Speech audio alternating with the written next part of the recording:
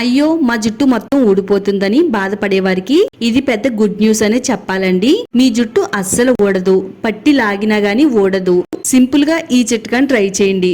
జుట్టు అనేది విపరీతంగా పెరిగిపోతుంది. గ్రేటర్ సహాయంతో ఉల్లిపాయని తురుముకోవాలండి. జుట్టు రాలడం తగ్గిస్తదండి.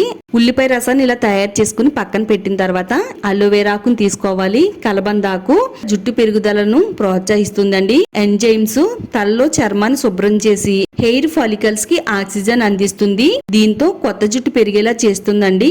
జుట్టు రాలడాన్ని కూడా తగ్గిస్తుంది. జుట్టు కుదులను బలంగా చేసి హెయిర్ లాస్ ని తగ్గించడంలో చాలా బాగా వర్క్ అవుతుంది. ఇప్పుడు ఉల్లి రసంలో వేసుకోవాలండి. ఈ రెండు కూడా మిక్స్ అయ్యేటట్టుగా బాగా కలుపుకోవాలండి. విటమిన్ ఈ క్యాప్సూల్ 1 క్యాప్సూల్ వేసుకోవాలండి. స్కాల్ప్ లోని పొడితనాన్ని తీసేసి తేమగా ఉంచుతుంది. మన జుట్టు అంతా కూడా మెరిసేలా చేస్తుందండి. 1 టేబుల్ స్పూన్ కొబ్బరి నూనె వేసుకోవాలండి. కొబ్బరి నూనెలో ఉండే లారిక్ అనే యాసిడ్ జుట్టు రూట్స్ లోకి లోతుగా వెళ్లి వాటిని బలంగా చేస్తుంది. జుట్టు రాలడం తగ్గించడంలో కొబ్బరి నూనె చాలా బాగా ఉపయోగపడుతుందండి.